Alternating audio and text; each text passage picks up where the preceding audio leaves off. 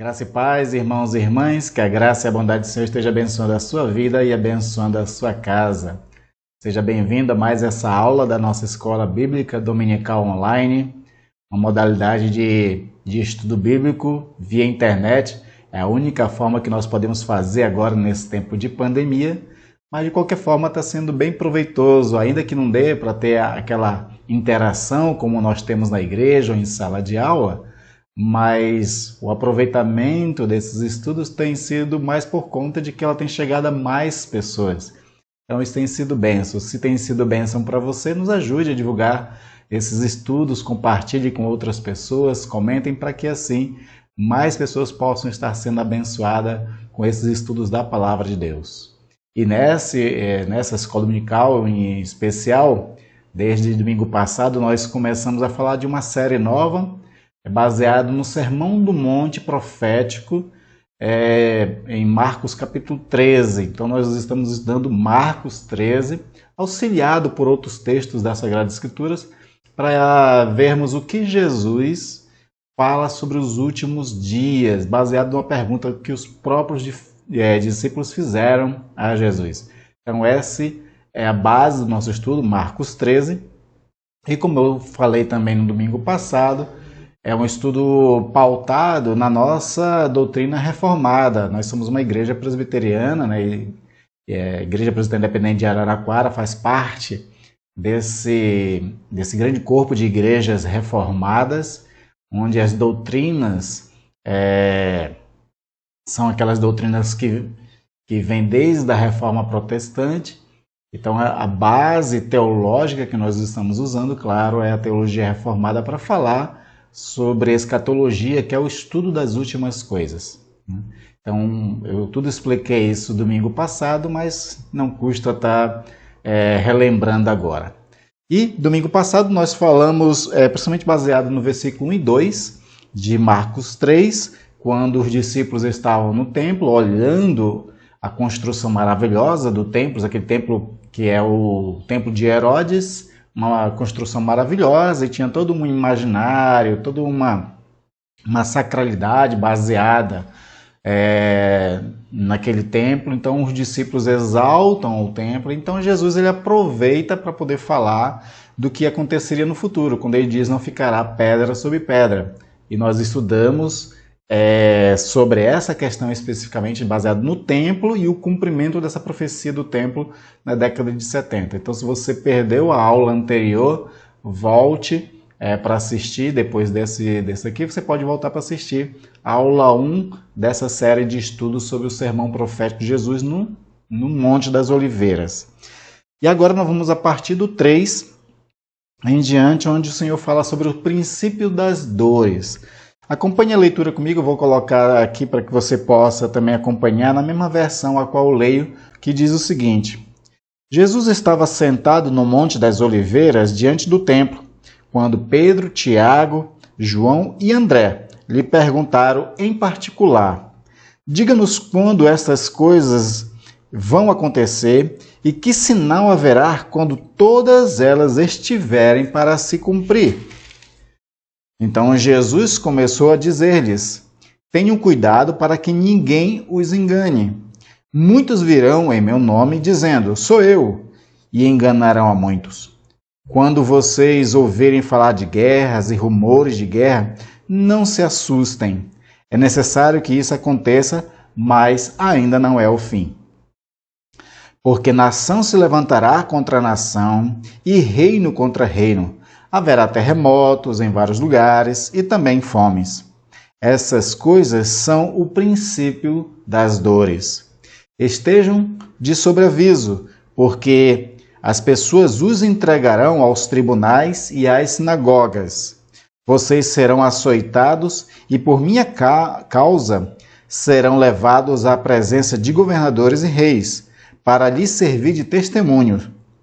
Mas é necessário que primeiro o Evangelho seja pregado a todas as nações. Quando, pois, levarem vocês para os entregar, não se preocupem com o que irão dizer, mas diga o que lhes for concedido naquela hora, porque não são vocês que estão fazendo ou falando, mas o Espírito Santo. Um irmão entregará à morte outro irmão, o pai entregará o filho, haverá filhos que se levantarão contra os seus pais e os matarão. Todos odiarão vocês por causa do meu nome. Aquele, porém, que ficar firme até o fim, este será salvo. Então aqui Jesus fala sobre o princípio das dores, nós vamos devagarzinho estudar esse texto. Mas vamos orar pedindo a graça do Senhor para que Ele nos ilumine a mente e os corações, nos dê entendimento desses textos. Oremos. Pai amado e querido, quero te pedir ajuda, auxílio, Senhor, nessa oportunidade que temos de abrir a Bíblia e estudá-la. E estamos tratando, Senhor, dos textos proféticos, dos textos, ó Deus, de difíceis de interpretação. Alguns deles, ó Deus, são muito simbólicos e não compreendemos. E pedimos que o Espírito esteja nos conduzindo nesse estudo a tal ponto que nós possamos compreender e ser edificados e também, Senhor, pela Tua Palavra, transformados. Nós pedimos a Tua ajuda, Senhor, nesta hora, em nome de Jesus. Amém. Amém. Então, como nós vimos logo no início da leitura, não é? Os discípulos, depois de eles terem falado para Jesus sobre a maravilha do templo, as pedras, aquelas coisas, Jesus ter dito, né, sobre essa questão de que no templo não iria ficar pedra sobre pedra. Então esses discípulos estão com isso no coração, com essa fala de Jesus sobre de que não ficará pedra sobre pedra. Talvez eles tenham lembrado também, como eu falei na lição anterior, de que Jesus já tinha, próximo a esse evento aqui, já dito para os fariseus, para os seus próprios discípulos, que a casa de Israel ficaria deserta. Então tudo isso está no coração dos discípulos. Eles saem do templo, eles descem o monte do templo. O templo de Herodes ficava sobre o monte, era Jerusalém, um monte, que era muito chamado na Bíblia de um Monte Sião. Então eles descem esse monte e sobem outro monte, que é o Monte das Oliveiras. O mesmo monte onde Jesus pregou aquele sermão que nós conhecemos como Sermão do Monte, né? Que é onde Jesus fala sobre a ética do reino. Então esse mesmo monte agora está sendo palco novamente para um discurso de Jesus agora referente a um sermão profético. Então esse palco que é o sermão que é o monte, está sendo mais uma vez, como foi antes, palco de um grande evento. O evento onde Jesus agora, antes ele falou sobre a ética do reino, agora está falando sobre como esses que pertencem ao reino vão viver enquanto o retorno de Jesus não se dá, enquanto não vem o fim.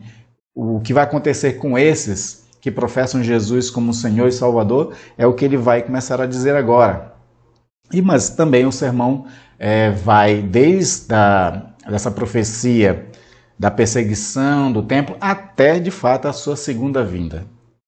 E aí nós vamos ver aqui que os discípulos, por estarem perturbados com a fala de Jesus sobre a destruição do templo, então eles novamente se aproximam de Jesus, e aqui foi em 4 deles que mais se aproximaram, mais interessaram entender isso que Jesus estava querendo dizer, que foi Pedro, Tiago, João e André. André é irmão de Pedro. Esses 4 ficaram mais perturbados com a fala de Jesus, e aí resolvem perguntar dele, no versículo 4, dizendo: diga-nos quando essas coisas, que coisas? O que Jesus acabou de dizer sobre a destruição do templo. Dize-nos quando essas coisas vão acontecer e qual sinal haverá quando todas elas estiverem para se cumprir. Então foi isso que eles pediram de Jesus, para que Jesus agora explicasse, desse mais detalhes. Assim como eles, os discípulos, também eram muito interessados nas coisas futuras, né? Os mistérios, uma coisa que sempre fascina as pessoas gostam de saber, de descortinar aquilo que está por trás da cortina e saber, né, o que se esconde ali. No nosso caso aqui, é uma cortina simbólica e o que está por trás é o futuro. E eles querem saber exatamente que futuro é esse, como será, quais os detalhes, nos diga aí mais ou menos, para que a gente esteja preparado para esse evento. Então começa justamente com isso, com essa pergunta, esse interesse que os discípulos tinham de saber isso. E aí Jesus aproveita a oportunidade para tirar dúvidas, e não só dúvida, mas para corrigir principalmente o que os judeus já tinham na sua cabeça, o que eles já interpretavam sobre as coisas futuras. Então Jesus ele faz um primeiro alerta nesse começo ao responder aos discípulos. O primeiro alerta que ele vai fazer é o seguinte, ele diz assim, então começou a dizer-lhes, versículo 5, tenham cuidado para que ninguém os engane. Ou seja, as profecias elas são difíceis de compreensão. Os eventos futuros eles serão eventos que vão trazer para vocês oportunidades, mas também vão trazer para vocês muitas coisas que podem enganar vocês. Então vocês tenham cuidado para que ninguém vos engane. E nós vamos ver que ao longo da história da humanidade sempre teve aqueles que saiu com interpretações futurísticas, interpretações proféticas, saindo enganando as pessoas, datando inclusive eventos futuros, e que depois acabou não se revelando tanto assim. Mas então Jesus ele começa com esse alerta, e o primeiro alerta que ele vai dar aos discípulos para que eles estejam tendo cuidado, está no versículo 6, que diz assim, muitos virão em meu nome dizendo, sou eu, e enganarão a muitos. Versículo 6 já traz a primeira advertência de Jesus para que eles tivessem cuidado. O primeiro cuidado que eles devem ter é o seguinte, muitos virão em meu nome. E aqui se distingue uma coisa interessante, porque, por exemplo, nós podemos representar Jesus dizendo assim, olha, nós estamos pregando o Evangelho em nome do nosso Senhor Jesus Cristo. Nós estamos fazendo a missão baseada na fé em nosso Jesus Cristo. Outra coisa é você dizer, eu sou o próprio Cristo. E é o que de fato vai surgir. Vai surgir muitos outros que vão querer enganar o judeu dizendo, eu sou o Messias, eu sou aquele que foi profetizado por Isaías, por Jeremias, por todos os outros profetas. Com a intenção de enganar as pessoas, com a intenção de se aproveitar, inclusive. Porque assim, se na cabeça de um judeu ele aceita que uma pessoa é o Messias, eles vão elevar essa pessoa a um status de rei. As pessoas vão segui-las, vão colocar tudo aos pés desse homem. E geralmente os enganadores é isso que eles querem. Eles querem se passar com um cumprimento profético para eles ganharem seguidores e esses seguidores redundarem em benefícios materiais, financeiros, de admiração e até de idolatria. E era isso que essas pessoas tinham intenção quando chegavam dizendo, eu sou o Cristo. O apóstolo João, na epístola dele, ele comenta de fato que muitos cristos, ele usa uma expressão no plural para dizer, olha, muitos já estão surgindo. Ou seja, já na própria época dos discípulos já começaram a surgir aqueles que tentava enganar o judeu, o israelita, dizendo, eu sou o Messias. Porque a palavra Cristo quer dizer Messias. Essas pessoas, no começo principalmente, ali na era da igreja primitiva, nessa geração dos apóstolos, esses que vinham dizendo, eu sou o Cristo, eles não estavam querendo dizer que ele era o Jesus, que estava retornando já do céu. Não. Eles principalmente estavam querendo dizer o seguinte, eu sim sou o Messias de verdade. Eu sou o aquele que foi profetizado pelos profetas. A princípio eles estavam fazendo isso, mas todos eles se mostraram falhos, se mostraram fracos, inclusive, e por conta disso ninguém o seguia. Às vezes tinha um ou outro seguidor, porque sempre, né, como nós vamos observar aqui, sempre houve enganadores e sempre houve os enganados. Sempre. Isso é a história da humanidade, sempre mostrou isso. Aquelas pessoas que enganam e aquelas que se deixam ser enganadas por, às vezes, não ter um conhecimento, por não buscar mais conhecimento, por não ter a dúvida, a crítica, um senso crítico para fazer, né?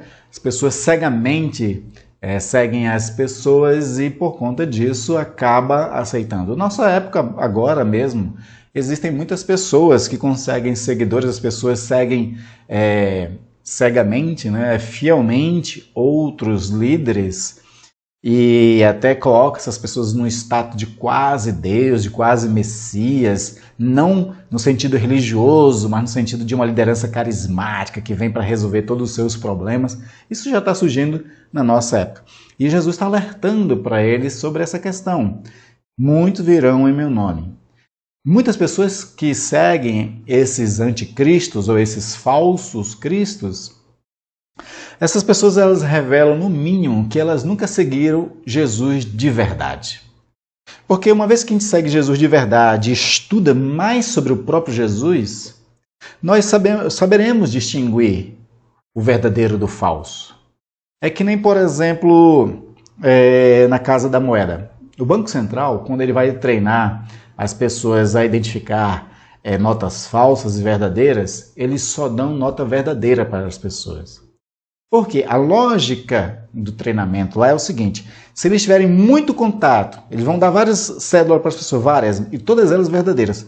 Que a lógica é essa: se eu der muitas cédulas para as pessoas e todas elas serem verdadeiras, elas analisarem com todos os detalhes, quando ela pegar a falsa, vai ser muito óbvio a falsa, porque eles já estão acostumados com a verdadeira. Da mesma forma, é a respeito também dos anticristos. De tanto a gente estudar Jesus nas Sagradas Escrituras, quando surge o falso, fica fácil detectar que ele é um falso. Porque ele vai estar vivendo totalmente diferente do nosso Senhor Jesus Cristo. Então, é importante estudar a pessoa de Jesus Cristo. Pedro ele fala bastante isso na sua segunda carta lá. Ele fala crescer na graça e no conhecimento do nosso Senhor e Salvador Jesus Cristo. Para quê? Para que quando surgir esses falsos, as pessoas não venham a segui-las. E como eu falei, João na sua epístola, ele fala de que já naquele momento já estava surgindo esses anticristos. Só que vai surgir, conforme Paulo vai profetizar aos Tessalonicenses, aquele anticristo mor, sabe? O anticristo com A maiúsculo. Aquele que de fato vai enganar muitos, como Jesus está dizendo aqui, ó. Muitos virão em meu nome dizendo eu sou o Cristo e enganarão a muitos. O anticristo do final, que será já próximo da vinda de Jesus Cristo, esse sim, ele vai enganar muitas pessoas, principalmente aqueles que são os apóstatas, aqueles que vão se distanciar da fé verdadeira, aqueles que vão estar vivendo um cristianismo, não num evangelho autêntico, mas num falso evangelho. E o falso evangelho já está surgindo hoje em dia, né? Essas pessoas que pregam mais alta ajuda, teologia de prosperidade, muitas outras coisas aí. Essas pessoas elas não estão interessadas com a verdade bíblica.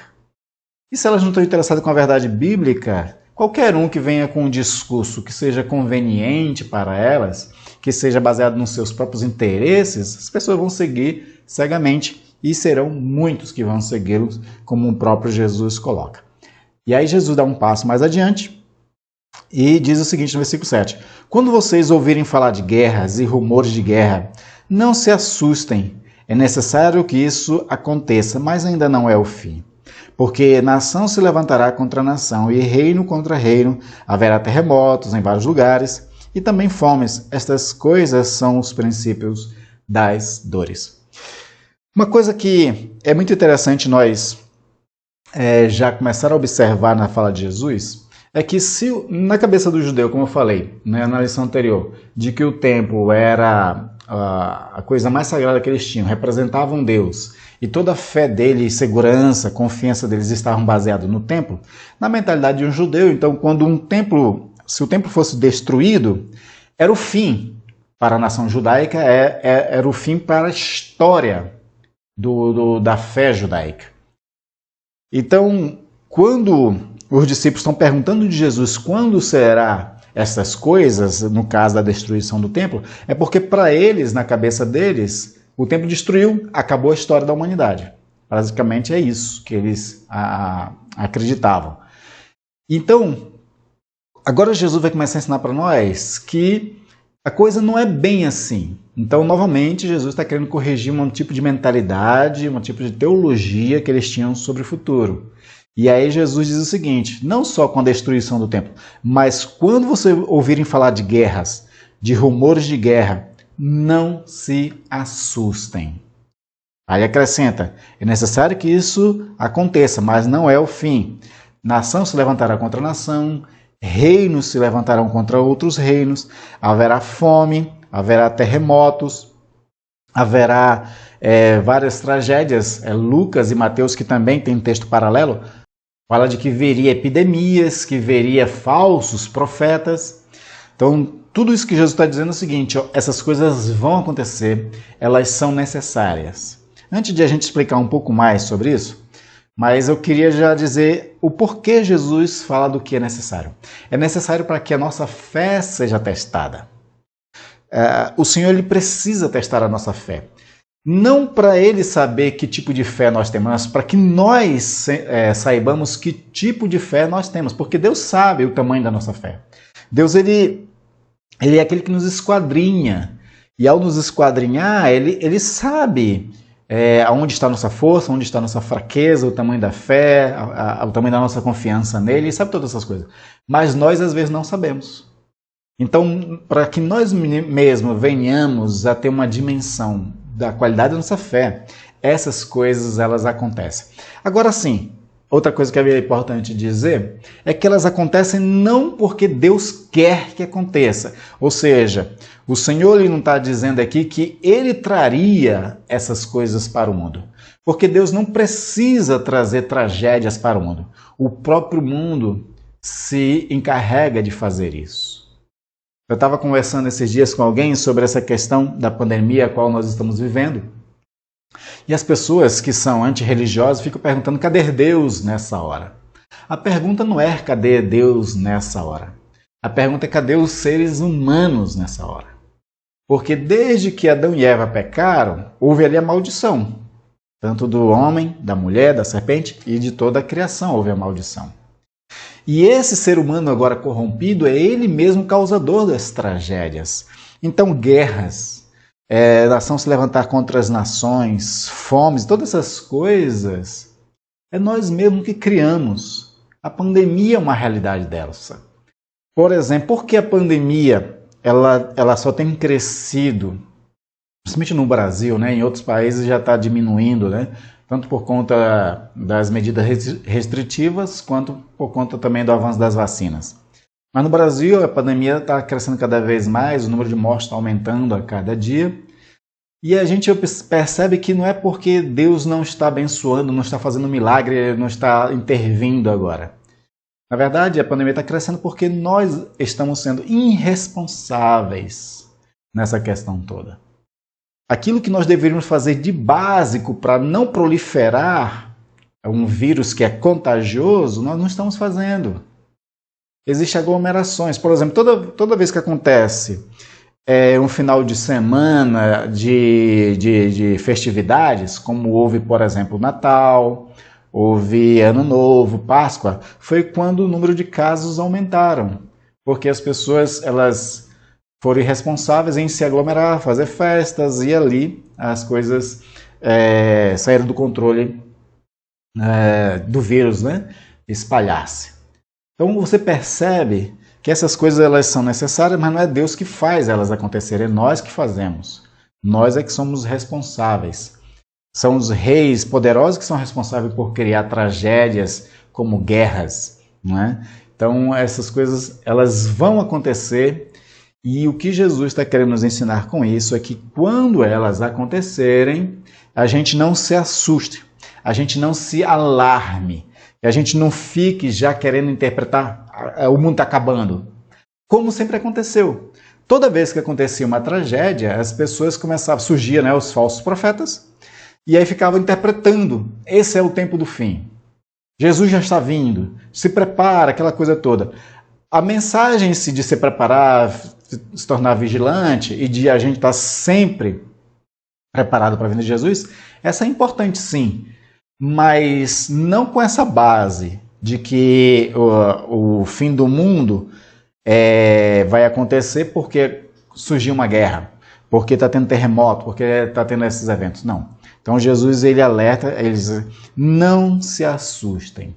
Não se alarmem, não fiquem desesperados, já não saiam por aí fazendo com que as pessoas achem que o fim chegou. Não chegou. E essas coisas aconteceram ao longo da história. Nesses 2000 anos após Jesus Cristo, todas essas coisas se repetiram várias vezes na história. Ainda naquela geração, uma geração posterior a Jesus Cristo, houve, por exemplo, um vulcão, um Vesúvio, que eclodiu e acabou com uma cidade inteira, como a Epopeia, por exemplo. Houve também muitos terremotos. A Pax Romana, que era uma política romana de estabelecer a paz em todo o seu império, ela teve fim no final da década de 50, no início da década de 60 em diante, começou a haver muitas guerras. Teve um ano, por exemplo, você tem uma ideia de tão trágico as guerras que aconteceram dentro do Império Romano, que durante um ano só teve 4 imperadores, porque um matava o outro nas guerras. Então você observa que essas coisas começaram lá na época de Jesus e até hoje em dia ainda acontecem terremotos, teve tsunamis recentemente, né, em anos recentes, teve furacões, tornados. O Oriente Médio vive ali sempre uma tensão grande de guerras. Então essas coisas sempre aconteceram e a gente não tem que achar que porque essas coisas, como agora a pandemia, é já um sinal de que na verdade chegou o final. Na verdade o que Jesus nos ensina aqui é que isso é princípio das dores. Esses eventos eles marcam o início, não o final. É diferente.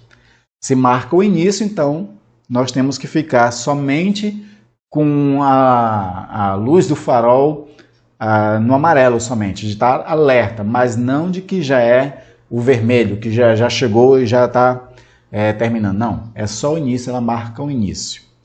Nós vamos ver mais para frente que existem outros sinais mais específicos que sim demonstram que Jesus já está vindo, que vai ser o final. Mas esses aqui não são. E é o que mais as pessoas se aproveitam. Porque existe muito medo, muito susto promovido quando existem guerras. Há algumas décadas atrás, quando houve a guerra no Golfo, eu ouvi muitas igrejas, muitos pregadores já anunciando aí, profetizando que já era o final, que o anticristo já ia surgir, que a igreja ia ser arrebatada, essas coisas todas começaram a ensinar. Esses eventos eles marcam o início, o princípio das dores, não o final. Esse que é um ponto importante. E aí, a partir do versículo 9, Jesus já ensina o seguinte: estejam de sobreaviso, porque as pessoas os entregarão aos tribunais e às sinagogas. Vocês serão açoitados e, por minha causa, serão levados à presença de governadores e reis para lhes servir de testemunho. Aí aqui agora Jesus ele traz a profecia mais próximas dos discípulos. E aí nós estamos observando então que todas essas profecias aqui são profecias de um cumprimento mais imediato, mais próximo àquela geração.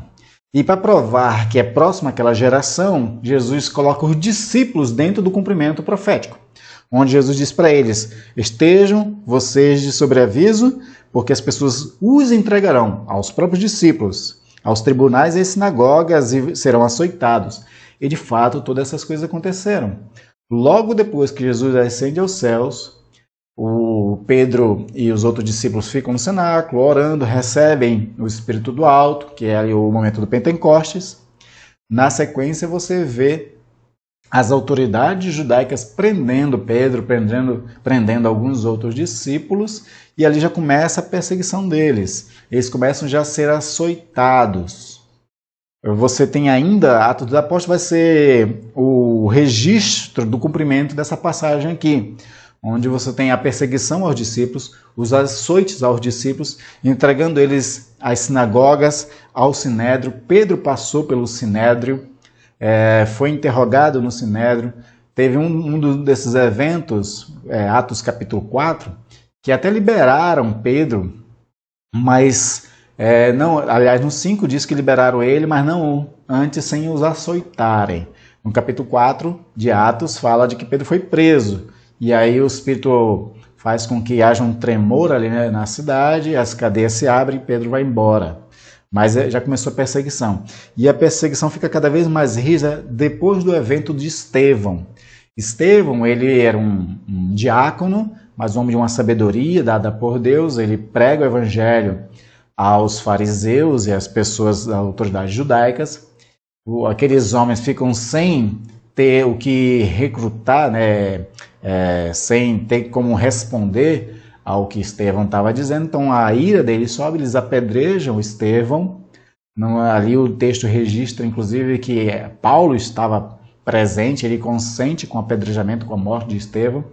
E a partir desse evento começam a perseguir todos os discípulos e eles são obrigados a sair de Jerusalém. Você tem mais para frente também o caso de Priscila e Áquila, que eles moravam em Roma e foram obrigados a terem que sair de Roma porque os cristãos não eram mais bem quistos em lugar nenhum praticamente, principalmente nas capitais e nas grandes cidades que Roma dominava. Então, de fato, começou uma perseguição muito grande. Você tem texto no Atos dos Apóstolos que fala sobre um rei que manda matar o apóstolo Tiago. E, enfim, tudo isso se cumpriu na geração dos apóstolos.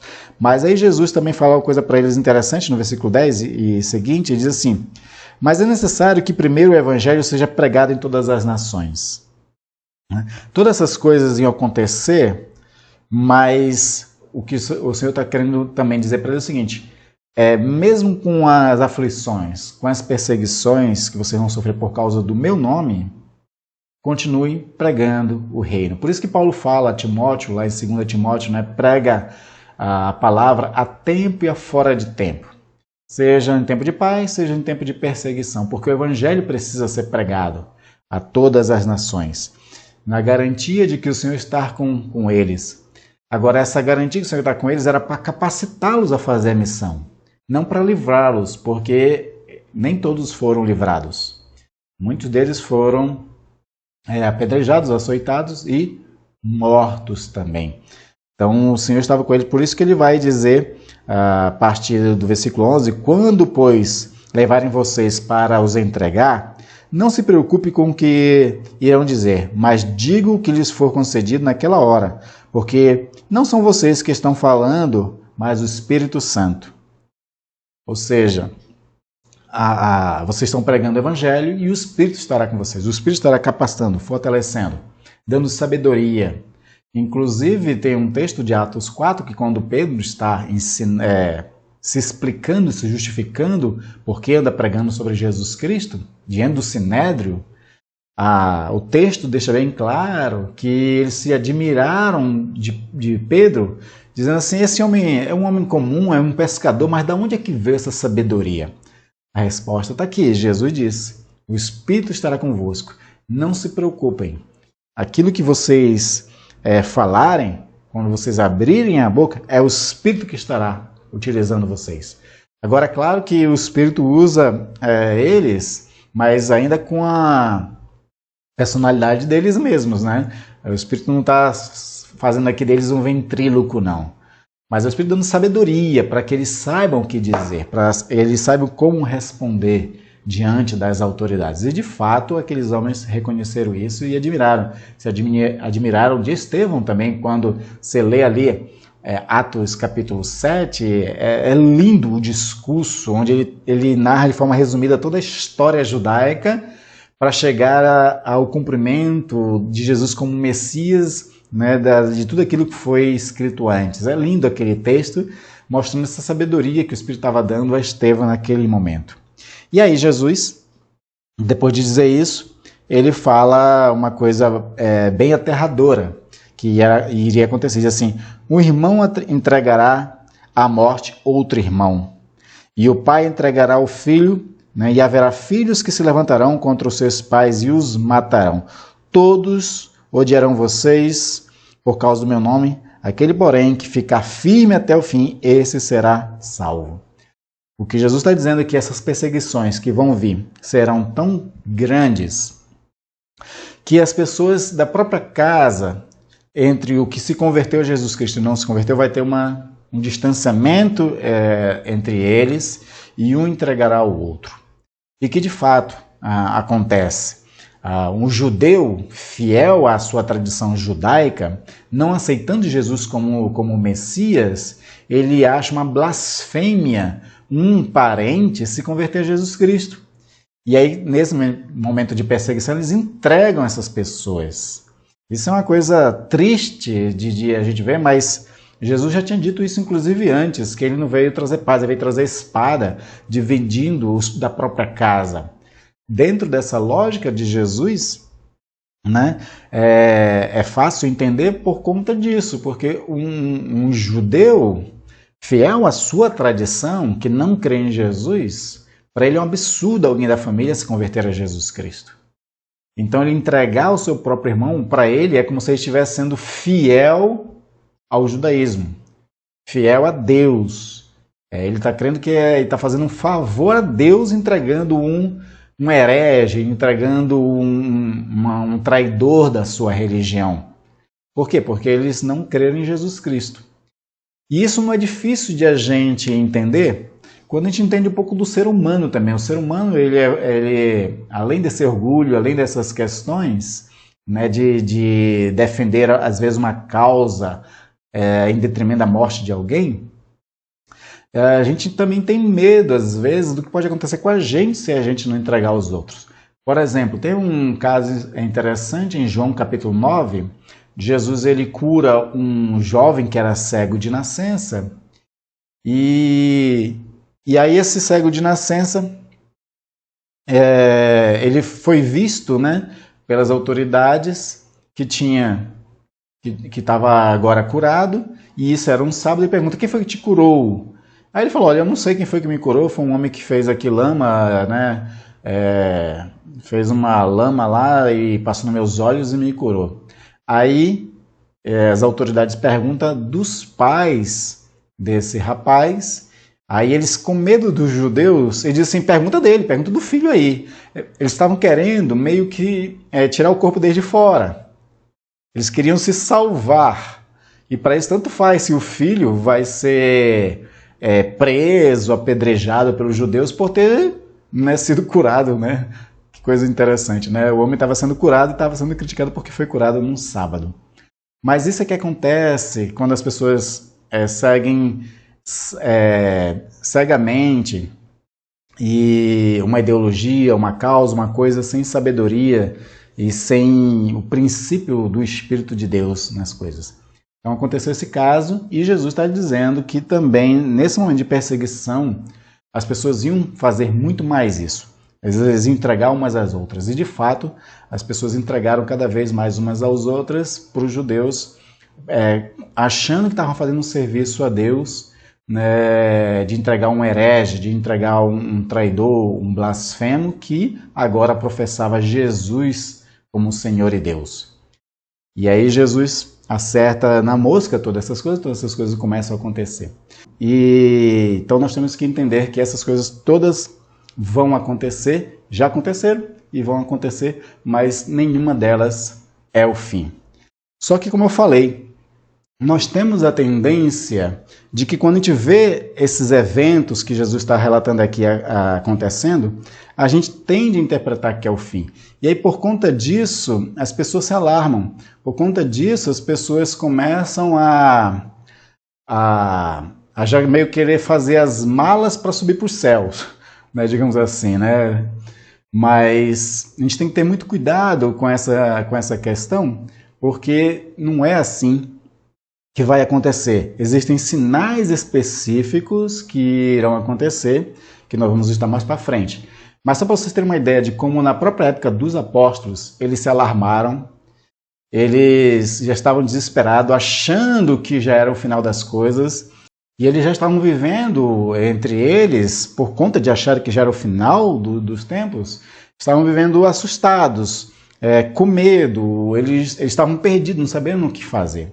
E então Paulo ele escreve à igreja de Tessalônica para acalmar o coração dos irmãos. Eu vou ler esse texto para você de 2 Tessalonicenses, capítulo 2, versículo 1 e 2, onde ele diz o seguinte: Irmãos, no que diz respeito à vinda de nosso Senhor Jesus Cristo e à nossa reunião com Ele, que é o arrebatamento, pedimos que vocês não se deixem demover facilmente de seu modo de pensar. Nem fiquem perturbados.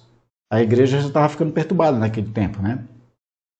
Não fiquem perturbados, quer por espírito, quer por palavra, quer por cartas, como se procedesse de nós, dando a entender que o dia do Senhor já chegou. Então Paulo ele vai escrever a eles justamente essa questão, olha, não fiquem perturbados, ainda que alguém mande uma carta, não deem crédito, achando, né, dando a entender que o dia do Senhor chegou. O dia do Senhor, com o D maiúsculo, é o dia da vinda do Senhor, em que ele vai acabar com o anticristo e com todos os outros reinos que é contrário ao Senhor e estabelecerá, né, a eternidade. Ele está dizendo o seguinte, o dia do Senhor não chegou. E aí ele vai descrever o que é o sinal anterior à vinda de Jesus, que nós vamos ver nas próximas aulas.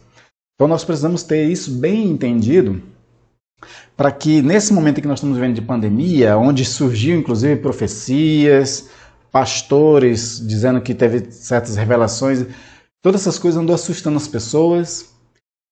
Isso para quem acredita, né, nesses homens, para outros viraram piada, né, para quem não é evangélico, por exemplo, ou até quem era evangélico eu vi, né, fazendo piada dessas profecias aí.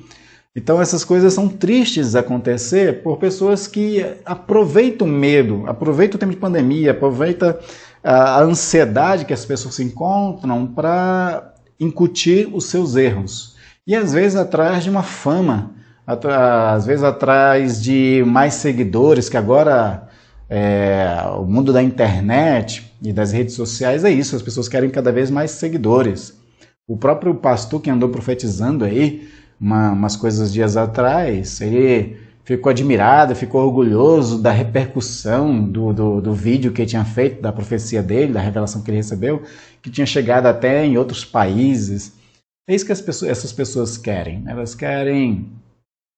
Elas querem seguidores, elas querem aumentar a fama delas. Então nós temos que ter cuidado.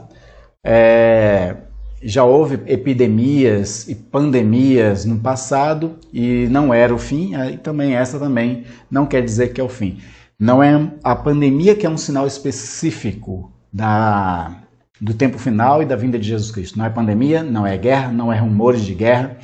Tudo isso, como Jesus disse, elas marcam o início, o princípio das dores, não o final. Amém, queridos? Se ficou alguma dúvida sobre essa parte que nós estamos abordando aqui, escreva nos comentários perguntando e na próxima aula a gente pode tirar a dúvida.